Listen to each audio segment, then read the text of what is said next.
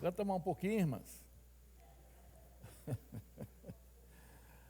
Que a graça maravilhosa de Jesus continue abundante na sua vida e família. Muito bom estarmos juntos, né, irmãos? Essa manhã maravilhosa, chuvinha, bênção de Deus. E louvando ao Senhor. Obrigado pelas orações dos irmãos, pela minha saúde. Estou quase 100%, graças a Deus. Abra a sua Bíblia, lá no Evangelho segundo Marcos, capítulo 2. Evangelho segundo Marcos, capítulo 2. A princípio vamos ler apenas até o verso 5, 1 a 5. E à noite nós vamos tratar do restante desse texto. Então, o sermão está dividido em duas partes. Vamos lá, diz a palavra do Senhor. Aliás, vamos ler juntos, vamos lá. Dias depois, Jesus entrou de novo em Cafarnaum, e logo se ouviu dizer que ele estava em casa.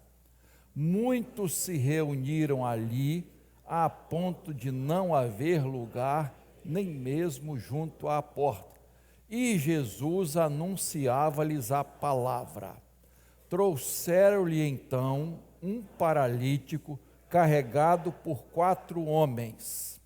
E não podendo aproximar-se de Jesus, por causa da multidão, removeram o telhado no ponto correspondente ao lugar onde Jesus se encontrava, e pela abertura desceram o leito em que o paralítico estava deitado.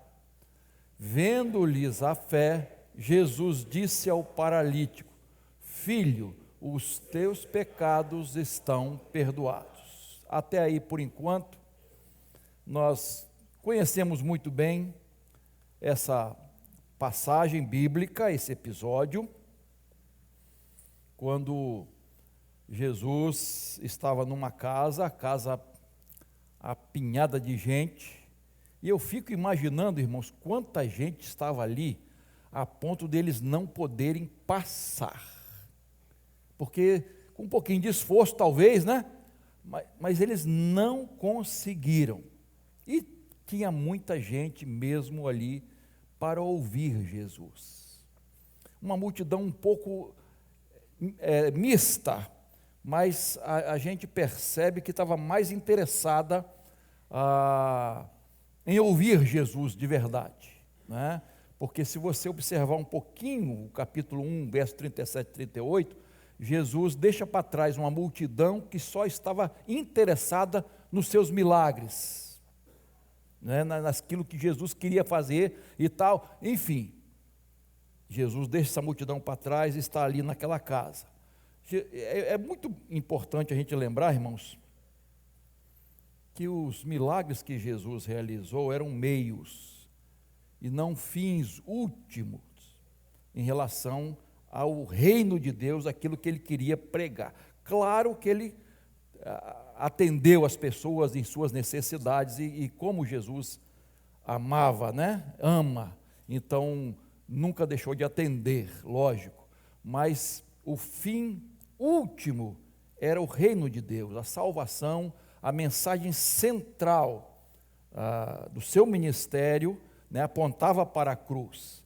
Então ele através dos milagres, ele mostrava a sua autoridade messiânica, tudo com um objetivo maior, mostrar o reino de Deus, a salvação em Cristo Jesus. Mas estava aquele lugar, não é, parecido uma lata de sardinha, todo mundo juntinho assim. Você já andou de trem num momento que não precisa segurar em nada? Já? Você não precisa segurar, você está seguro. Você não vai nem para lá nem para cá, né? Então é mais ou menos essa ideia. Jesus realiza ali um milagre, né, e cura esse paralítico, e a gente vai tratar da cura mais à noite. A conclusão que os evangelistas dos evangelhos sinóticos chegam, Mateus diz assim: as multidões possuídas de temor deram glória a Deus, que tinha dado tal autoridade aos homens, isto é, a Jesus. Marcos diz assim: jamais vimos coisa assim. E Lucas diz assim: hoje vimos coisas extraordinárias. E em outras traduções, prodígios, maravilhas de Deus. E a palavra aqui é paradoxa, é no sentido assim de algo estranho, algo que não é natural, é algo sobrenatural, extraordinário. Então, hoje vimos coisas extraordinárias. Podemos ver coisas extraordinárias hoje, irmãos? Amém? Podemos ver o sobrenatural de Deus agindo hoje, queridos? E eu quero pensar um pouquinho com os irmãos. Exatamente hoje vimos maravilhas de Deus. Quando é que nós podemos ver as maravilhas de Deus? As coisas extraordinárias de Deus? Primeiro, eu quero destacar quando Jesus está presente, queridos. E o verso 1 e a parte A do verso 2 diz assim: dias depois, Jesus entrou de novo em Cafarnaum, e logo se ouviu dizer que ele estava em casa.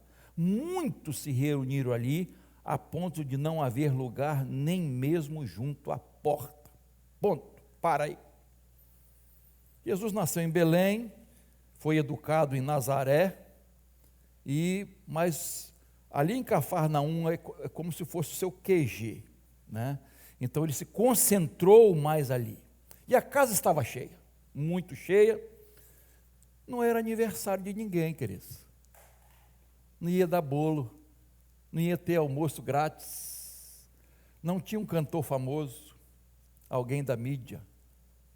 O povo foi ali por causa de Jesus. E é importante a gente destacar isso, irmãos. A presença de Jesus. Parece incrível que a gente destaca isso em relação a uma reunião de igreja, da igreja, ou de membros de igreja, ou de participantes de evangélicos. Encontros. A presença de Jesus. Nós temos aqui em Campo Grande uma igreja que tem sempre atrações. E o pastor é meu amigo. E as pessoas perguntam assim: quem vai estar lá hoje? Quem é que vai estar tal dia lá? Qual é a atração? Com todo o respeito, né, que a gente tem a esses irmãos e essas igrejas, irmãos, é a presença de Jesus. Você está aqui hoje, glória a Deus por isso, por causa de Jesus. Você não veio aqui por causa de ninguém. Você está aqui por causa de Jesus. Amém? A presença de Jesus é a bênção maior, irmãos.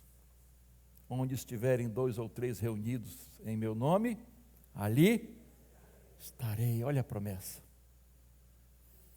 A visão que João teve do Apocalipse, ele viu Jesus no meio das igrejas. Nós estamos aqui, irmãos, por causa de Jesus. Somos todos iguais. É Ele que está aqui recebendo o nosso culto. Nós estamos prestando culto a Ele. Nós temos um encontro com Ele. Nós oramos a Ele, nós adoramos a Ele. Nossa vida se curva diante dEle. Ele é a razão da nossa vida. Ele é o centro do culto, da pregação. Ele é o centro da Bíblia, é o centro da igreja. Sem Jesus não existe nada, não vai existir nada disso.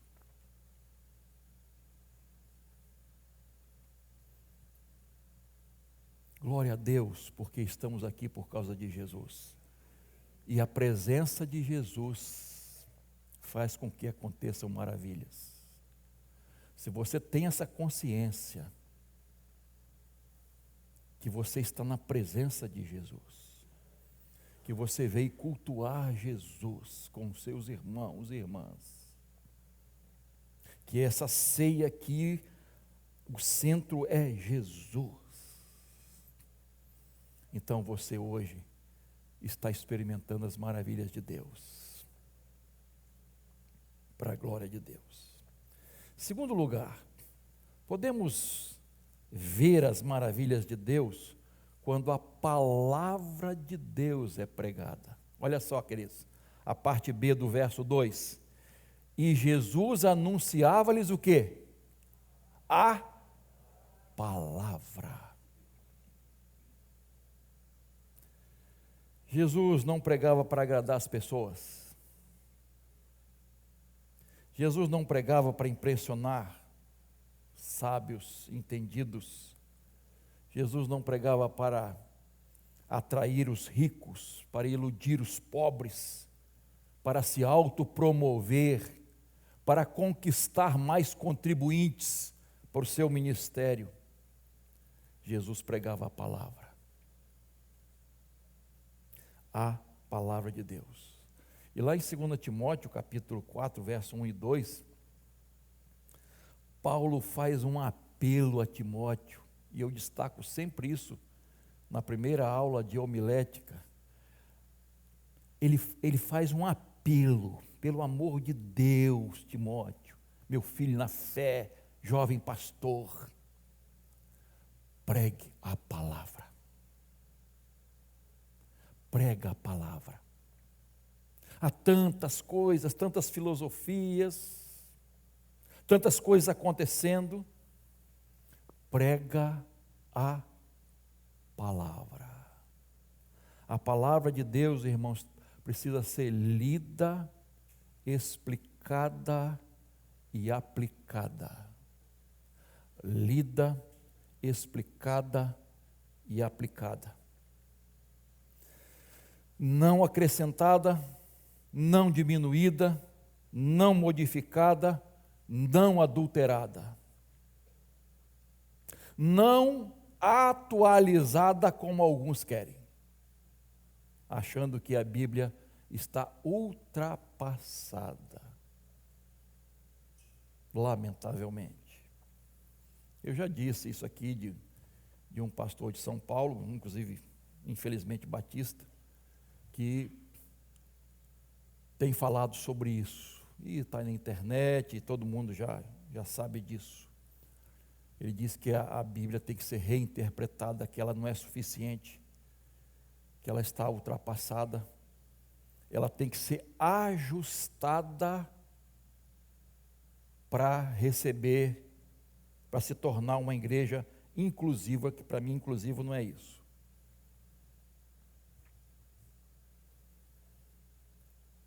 Infelizmente, e esse mesmo indivíduo, com todo respeito, que eu até tenho livros dele,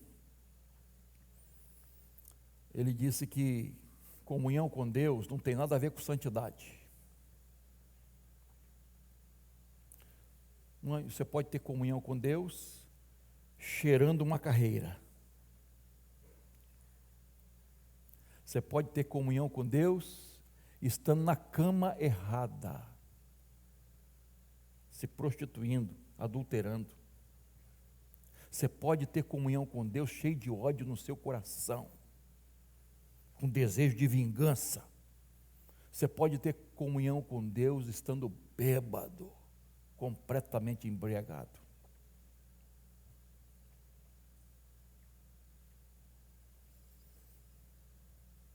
E esse mesmo autor diz que Jesus, quando estava no poço, conversando com a mulher samaritana, disse que a água que eu te der fluirão rios de água viva, estava falando do seu sêmen,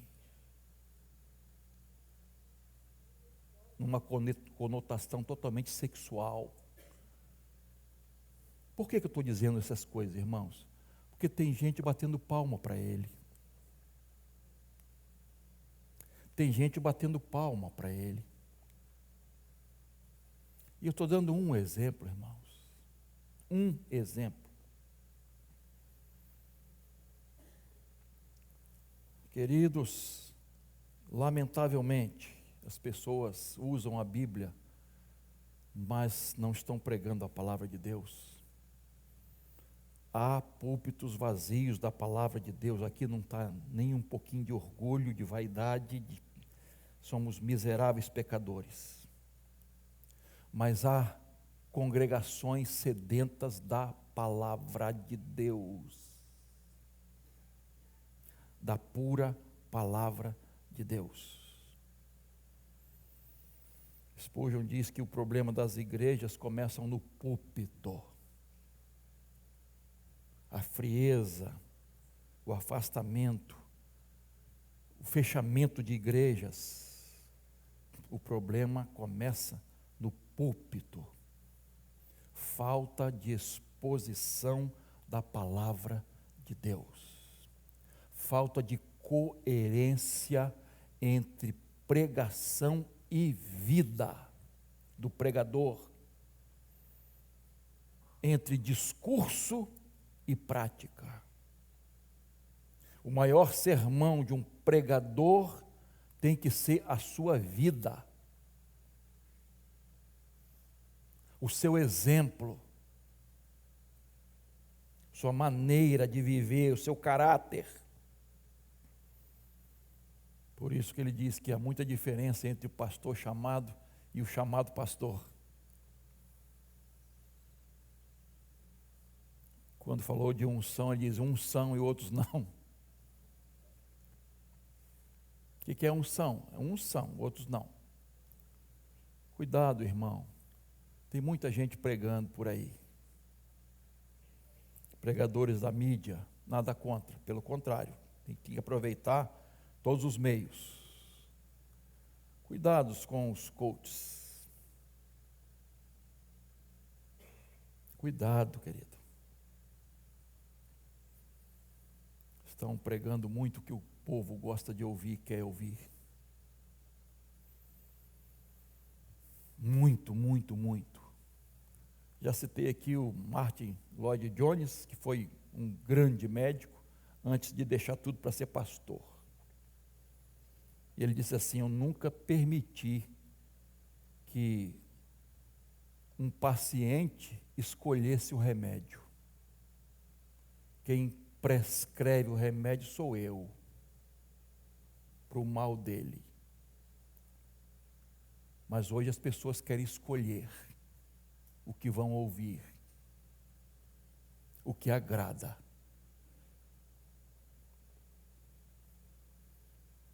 Precisamos mudar isso, irmãos. A verdade do Evangelho não muda, nós é que precisamos mudar. Nós é que temos que nos ajustar à palavra de Deus. Mesmo que aconteça o que aconteceu em João 6, quando Jesus pregou. Muita gente foi embora. Muita gente foi embora. Não tem problema. Uma conversa entre um bispo e um pastor aqui do Rio de Janeiro, que questionou a pregação do bispo. Ele disse assim: não adianta você pregar o certo, você tem que pregar o que dá certo. Ele estava falando disso. Não adianta você pregar o certo, você tem que pregar o que dá certo, o que funciona nesse sentido.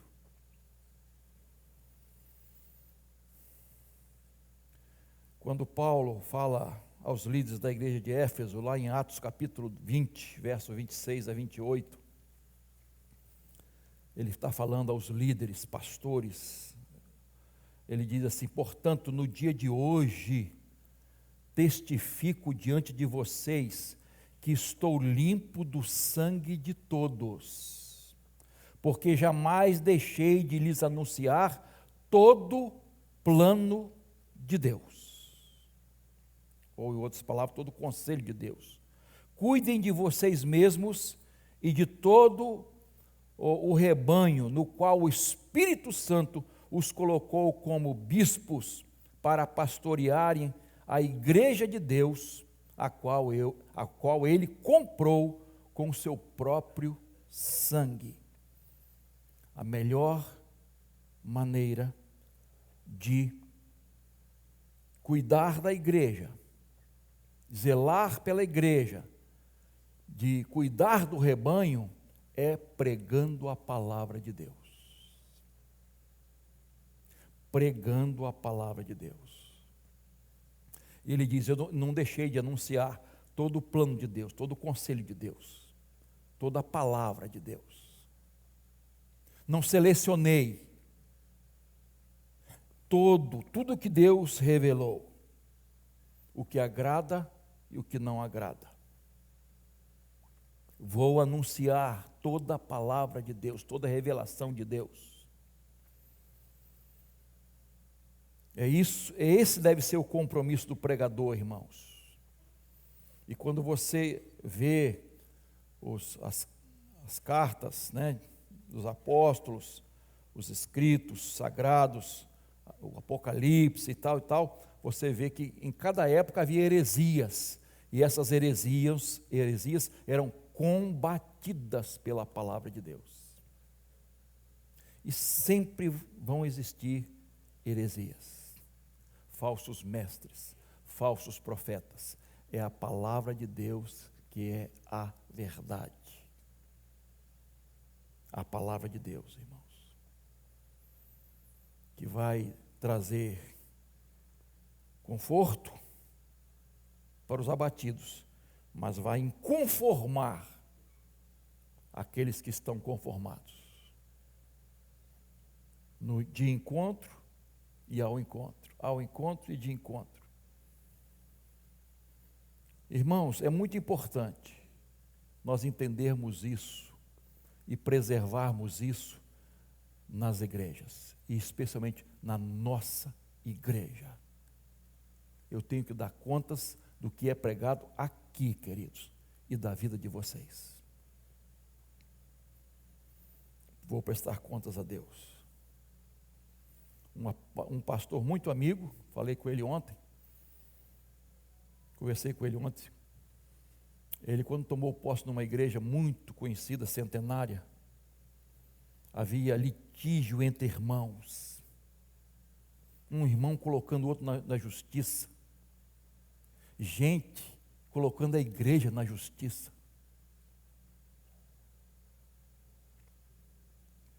Por causa de seminário, por causa de uma série de coisas. E ele pregou sobre perdão, que Paulo diz, não levar o irmão ao tribunal humano, resolver na comunidade. Vocês não são capazes de resolver isso? Irmão, não sou contra a buscar direitos, não, nada disso, tá? A igreja tem que ser a primeira a andar certa, né, irmão? Os advogados estão primeira a andar certa, correta. Mas ele pregou sobre o perdão, sabe? E foi chamada a atenção, a liderança da igreja. Reuniu, pastor, sobre perdão, Estou aqui para pregar a palavra de Deus, meus irmãos. E foi perseguido. Estou aqui para pregar a palavra de Deus. Outro irmão, outro pastor, numa igreja do interior, os irmãos foram falar com ele: pastor, não prega sobre bebida alcoólica, adultério, porque os nossos maiores contribuintes aqui da igreja têm comércio, e tem um que tem uma vida assim, mas ele é o grande contribuinte da igreja. Que tristeza, irmãos. Isso é igreja, irmãos? Essa igreja confia na providência de Deus, no sustento de Deus? Pregamos a palavra pela orientação do Espírito Santo de Deus. É o Espírito Santo de Deus que vai nos mostrar o que pregar, o que a igreja precisa ouvir. E nós precisamos estar de corações abertos, porque é a palavra de Deus que traz transformações. O Espírito Santo usa a palavra.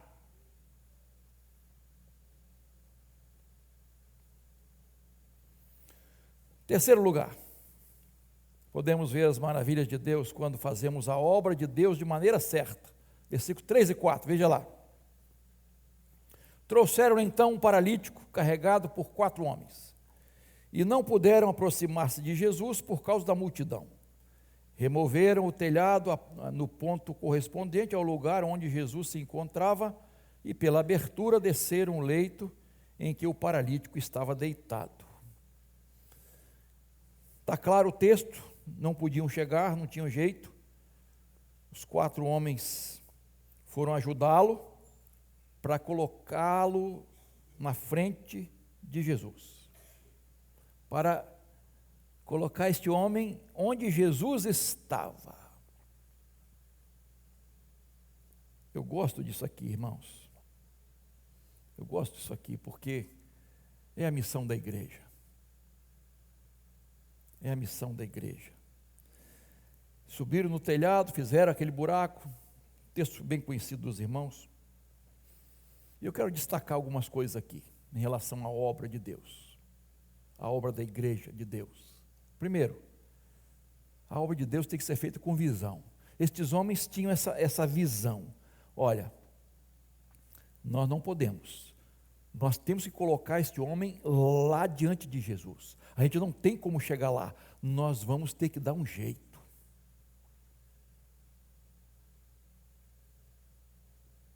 Visão.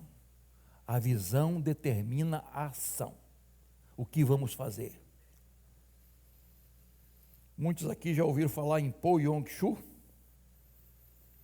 que em 1958, ele teve a visão de abrir uma igreja num pobre bairro pobre, melhor dizendo, de Seul, e essa igreja se tornou a maior igreja local do mundo, e é até hoje.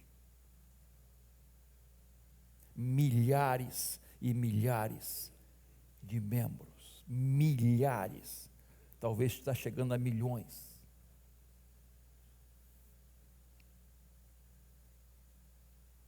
Visão.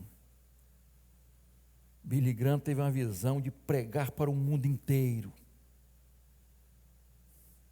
Deus deu essa visão a ele, e este homem se tornou o maior evangelista do século. Este homem foi praticamente em todos os países do mundo, até da cortina de ferro. Esses países se abriram para esse homem pregar o evangelho.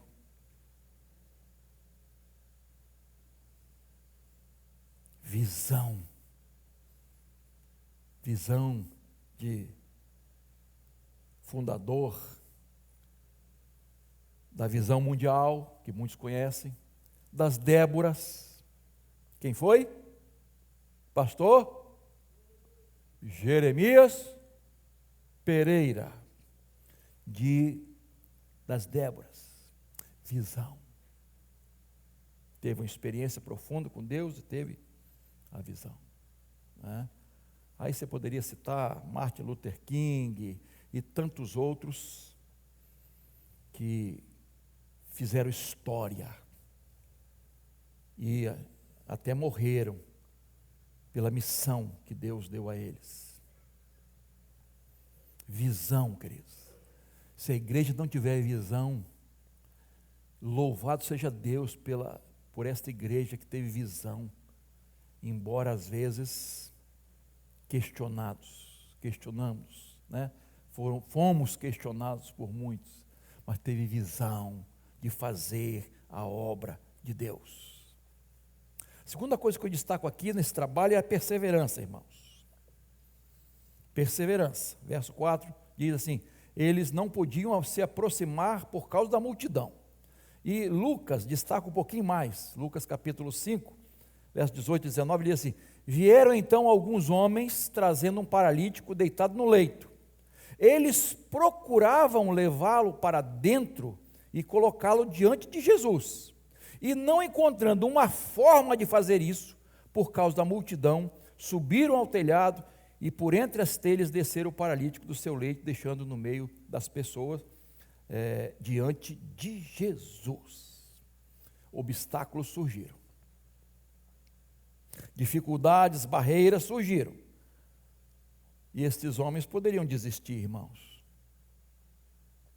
Gente, o que dá para fazer é trazer até aqui. Não está dando para entrar. O que a gente pode fazer está aqui, ó.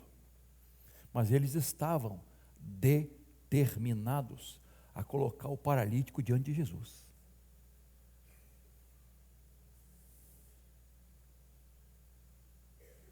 Não é isso que a gente tem que fazer, irmãos? Nossa vida precisa ser usada por Deus para colocar alguém diante de Jesus, para apresentar Jesus às pessoas. A obra de Deus precisa de perseverança, irmãos. Tem gente que já desiste na primeira dificuldade, no primeiro obstáculo. Não deve ser da vontade de Deus, não. A gente tem que fazer a diferença de perseverança e teimosia. Tem pessoas teimosas, que sabem a vontade de Deus, conhecem, mas são teimosas. Deus está mostrando, e elas são teimosas. Não é fácil fazer a obra de Deus. Pense na obra missionária, irmãos. É fácil? Não é não. Fazer como nós devemos fazer. É fácil socorrer os necessitados, irmãos? Hoje é dia de quilo do amor. É fácil atender todas as famílias que estão carentes, precisando de uma cesta básica? É fácil resgatar os drogados? Está aí, ó, os meninos aqui da Cristolândia. Ó. Há uma luta, e há luta também entre eles, no coração deles ali. Ó. Uma batalha para ser vencida a cada dia. Não é fácil não, irmãos. É fácil trabalhar com crianças, com idosos, com adolescentes, com jovens, com casais, com famílias. É fácil? Não é não, irmãos. É fácil discipular alguém? Acompanhar alguém? Não é fácil não, queridos. Mas nós queremos às vezes mais facilidades, né, irmãos? Irmãos, nós somos assim. Vai ter van para ir? Está chovendo? Está muito calor. Outro dia um irmão falou assim: para que eu vou no culto? Vou assistir de casa mesmo. Tanto calor, trânsito, para estacionar uma dificuldade. Vou ficar em casa. Não é a mesma coisa, irmãos. Domingo passado assisti os 2 cultos em casa. Não é a mesma coisa não, irmãos. Não é a mesma coisa, irmão, estando com o povo de Deus. A obra de Deus requer perseverança, irmãos. Eu preciso perseverar. Eu preciso dedicar minha vida ao Senhor. e lutar, lutar, lutar, renunciar. Porque é para Deus. Está encontrando dificuldade de fazer a obra de Deus, irmãos? Você não está fazendo para o pastor, para ninguém não. Você está fazendo para Deus. É para a glória do Senhor. Então faça com perseverança. Não desista. Vá em frente. Não largue as redes. Dê o melhor que você tem. Porque é para o Senhor. Ah, mas se for com fulano, se for... Para com isso, irmão. Outra coisa que eu destaco é a união. A obra de Deus precisa de união, queridos.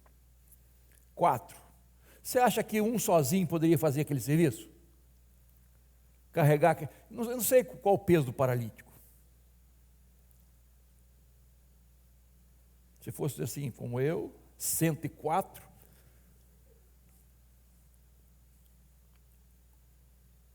subir naquela escadinha pequena de lado, ir lá para o telhado, tirar a telha, descer o homem na maca, sozinho?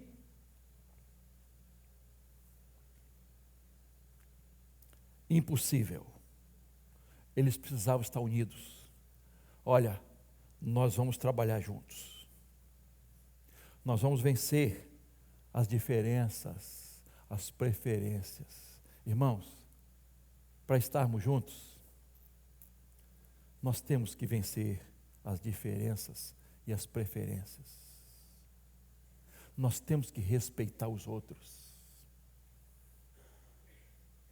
Fazer o melhor para Deus, fazer o certo, mas parar com esse mimimi, de ciúminho daqui e dali, se achar melhor do que os outros.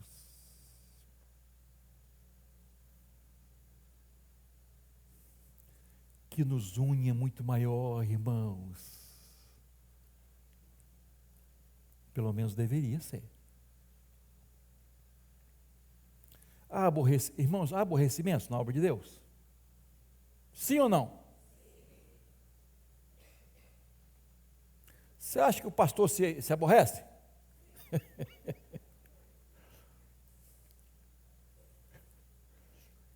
O líder se aborrece? Se aborrece, irmãos. Tem coisas decepcionantes? Tem, irmãos.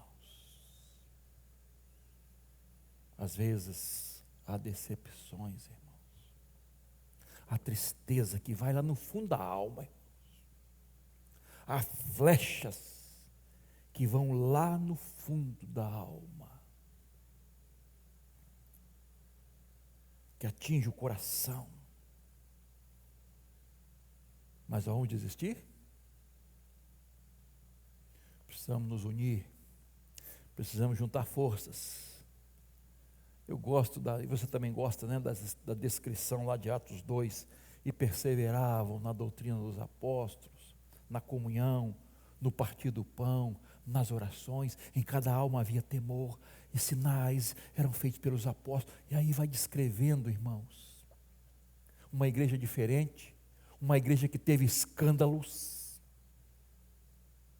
que teve decepções, a igreja que teve infiltrações de gente não crente, mas que estava unida. Nós vamos prosseguir. Nós vamos prosseguir, nós vamos enfrentar perseguição, infiltração, nós vamos enfrentar tudo, pregando a palavra, orando, participando, nos envolvendo. Teve gente que vendia propriedade, irmãos, que ganhava para repartir com aqueles que tinham necessidades. E aí eu fico pensando, irmãos, se a igreja de Jesus hoje se unisse dessa forma, todos envolvidos em evangelizar, em testemunhar, em serem fiéis a Deus nos dízimos e ofertas, em orar insistentemente, em testemunhar para os que estão lá de fora, em ser luz neste mundo. Já pensaram o poder dessa igreja, irmãos? Se todos estivessem com esse pensamento, eu quero somar. O que eu posso fazer? O que eu posso fazer? Eu não sei pregar, eu não sei fazer isso, mas o que eu sei? O que Deus, qual o dom que Deus me deu? Eu vou fazer. Eu vou ser usado, porque os dons são repartidos como o corpo. Ninguém faz a mesma coisa. Cada um na sua função. Então eu vou fazer.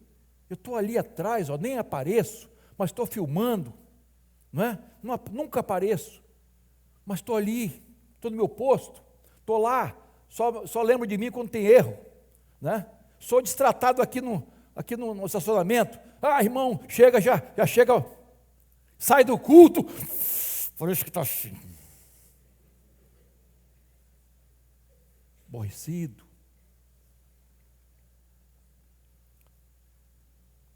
Vou fazer, com a graça de Deus, vou fazer, estou fazendo, é para o Senhor.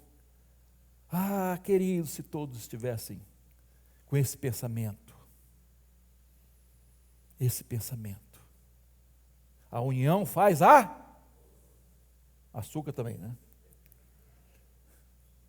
Unidos em Cristo, irmãos, deixando as coisas menores, as diferenças, eu vou fazer para o Senhor, estou aí, estou no meu posto, estou unido. Posso até discordar de alguma coisa.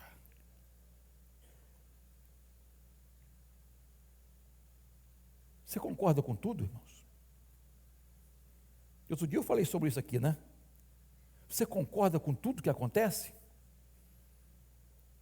Isto é, naquilo que você está envolvido, naquilo que você participa. Você concorda com o seu patrão, com o seu chefe, em tudo? Com o seu superior, lá na vida militar? Você concorda com tudo? Mas você obedece. É uma ordem. Você faz. A não ser, lógico, algo que, né, ilegal, imoral e diferente, tá? Isso aí, não estou entrando nesse mérito. Mas a gente vai, a gente participa, eu trabalho, não concordo com tudo, mas eu tenho que receber meu salário para sustentar minha família no final do mês. Estou lá, estou firme. Agora na igreja, a gente quer ser agradado em tudo.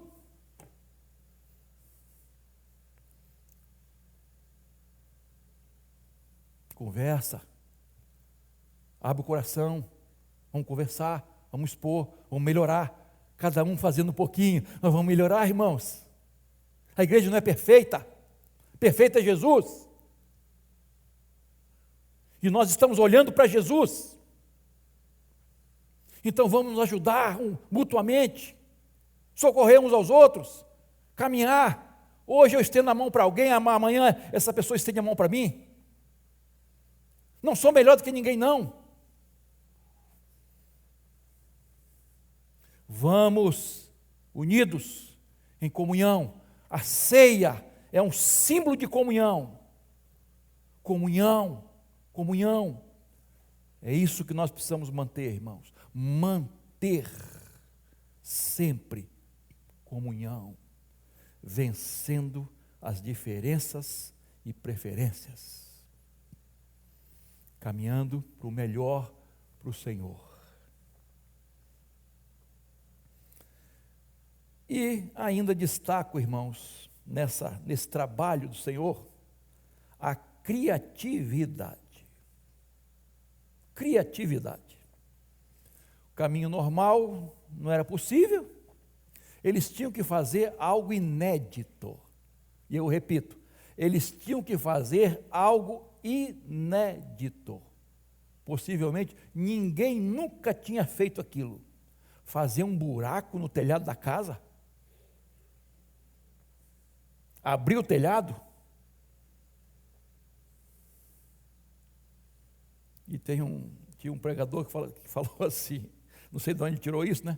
Eles abriram, aí caíram ratos e baratas. Daí já é criatividade demais, né?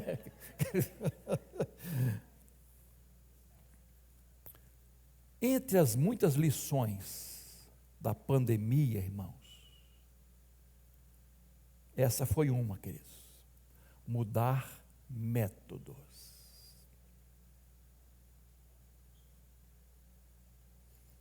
Paradigmas foram quebrados. Mudar métodos que nunca tinham sido mudados.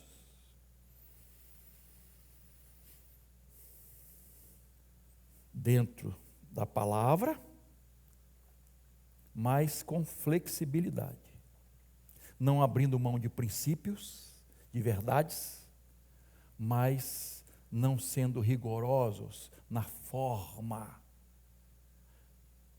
Onde há possibilidade de ajuste, então é feito ajuste.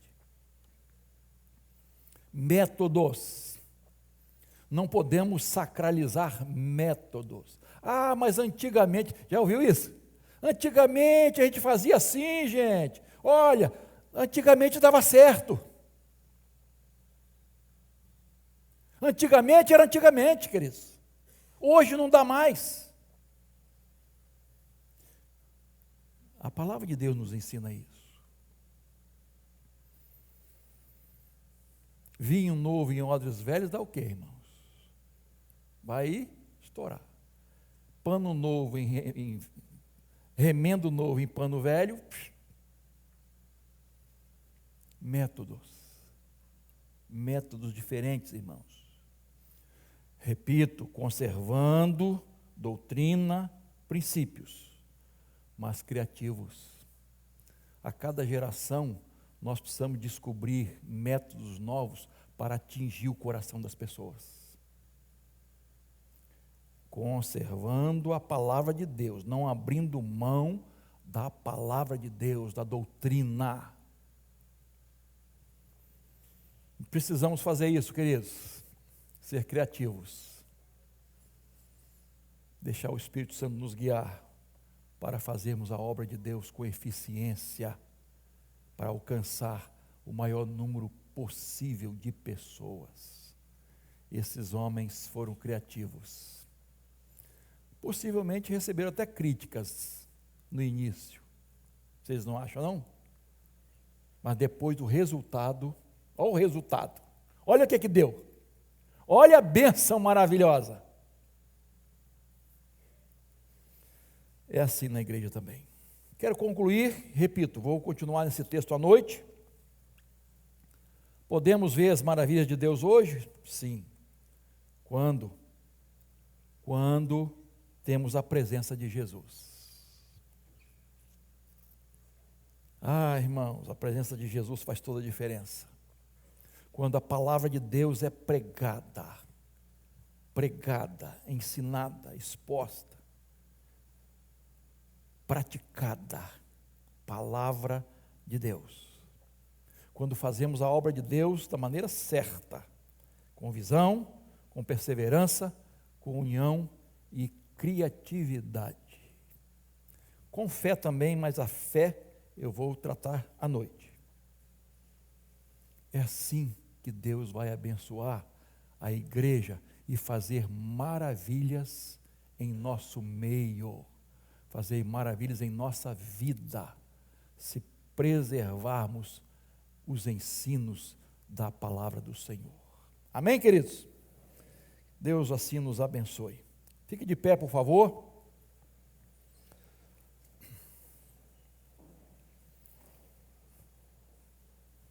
Vamos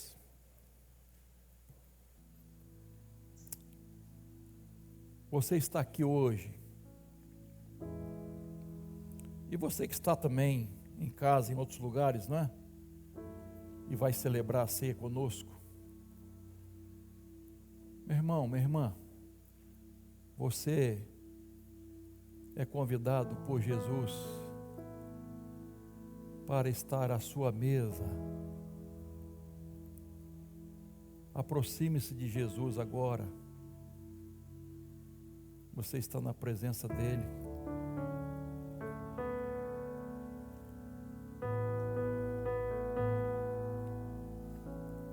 Vamos orar, queridos. Mas deixe o Espírito Santo sondar seu coração. E especialmente neste momento dessa comunhão com o Senhor e com a sua igreja. Algumas coisas, você tem que confessar algumas coisas, meu irmão. Tem alguma coisa incomodando seu coração? Fala para Deus. Confessa. Toma uma decisão. Senhor, ouve a tua igreja, Senhor. Ouve a tua igreja, Senhor. Neste momento de celebração da ceia, quando nós lembramos do sacrifício de Jesus, lá naquela cruz, em nosso lugar. Pai, tenha misericórdia de nós. Que cada um se aproxime do Senhor com o coração quebrantado pelo Teu Espírito Santo, convencido do pecado, da justiça e do juízo. Ó Deus, lava o nosso coração, nossa mente, lava a nossa vida, Senhor, que sejamos luz neste mundo, luzeiros para brilhar neste mundo de trevas. Senhor, prepara o nosso coração agora, Pai, para participarmos deste momento tão singular de comunhão contigo e com a igreja, a ceia do Senhor. Oramos agradecidos em nome de Jesus. Amém. Pode sentar, meu irmão.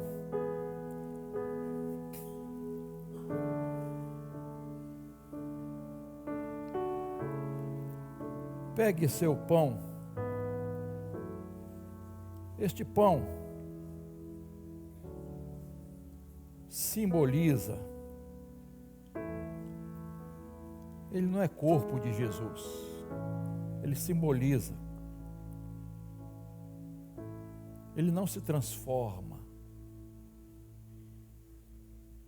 ele continua sendo o pão, mas que simboliza o pão do céu,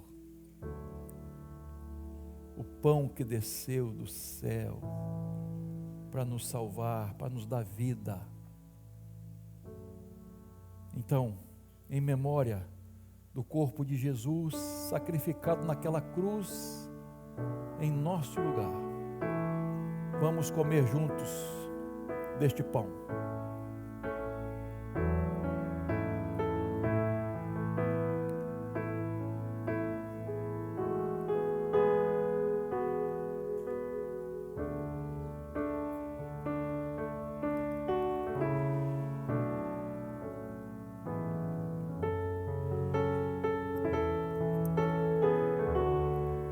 Pega o seu cálice, abra com cuidado.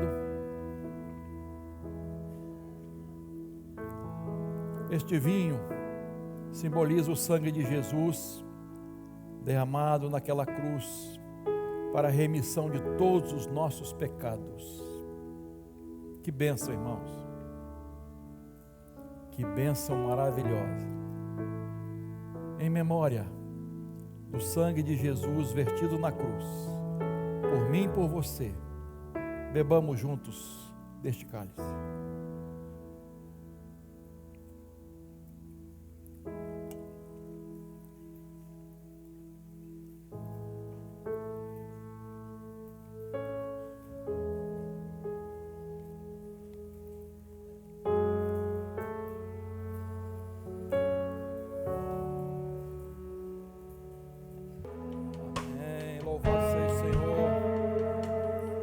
você trouxe o quilo do amor, pode vir trazer aqui, rapidinho, na frente. Se você é aniversariante dessa semana, quiser vir à frente também, pode vir, tanto de nascimento como casamento. Este é um momento de dedicação ao Senhor. Pode trazer aqui, você está partilhando das bênçãos de Deus com outras pessoas. Louvado seja Deus por isso. Pastor, esqueci, traz à noite, traz durante a semana, traz outros dias, tá? Domingo que vem, pode trazer.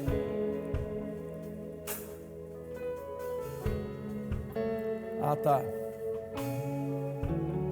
Há alguns que preferem doar através de ofertas, né?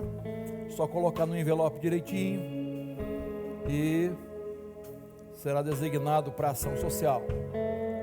Isso aí. É aniversário, né? Eita, não preciso falar a idade não, irmão. É casamento também? Quantos anos? 44, 8. Se Deus quiser, eu chego lá.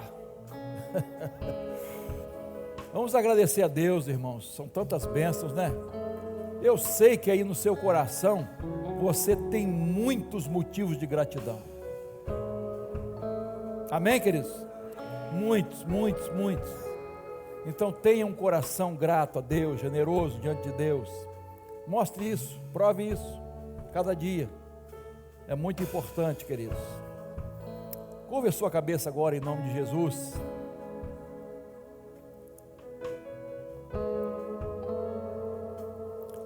Senhor, graças te damos, te rendemos de todo o nosso coração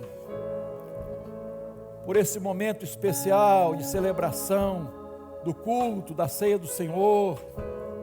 Muito obrigado, Senhor, muito obrigado, Senhor. Louvado, engrandecido seja o teu nome, glórias e aleluia, Senhor. Nós te rendemos, Pai, nesta manhã, essa manhã de bênção, Senhor. Ajuda-nos, Pai, para que a nossa vida inteira seja consagrada ao Senhor. Ó Deus, toma-nos nas tuas mãos, usa-nos, Senhor, como instrumentos poderosos em tuas mãos. Obrigado, Senhor, pela tua igreja reunida aqui. Obrigado por aqueles que estão em outros lugares, acompanhando também este culto. Abençoa-os todos, Senhor. Abençoa os lares, as famílias, Senhor, os casais. Temos casais aqui celebrando o casamento, Senhor. Temos casais dizendo o quanto são gratos pela união, a mão poderosa do Senhor em fazer o milagre da união, do casamento, que é um milagre, Senhor. Obrigado, Pai, por essas vidas. Obrigado por esses irmãos e irmãs que celebram mais um ano de vida. Ó Deus, o Senhor tem nos dado vida e nós te agradecemos pelo dom da vida. Obrigado, Senhor, que as vidas, nossas vidas, sejam sempre dedicadas ao Senhor. Recebe a nossa gratidão pelos dízimos e ofertas, Senhor, que foram entregues também nesta hora.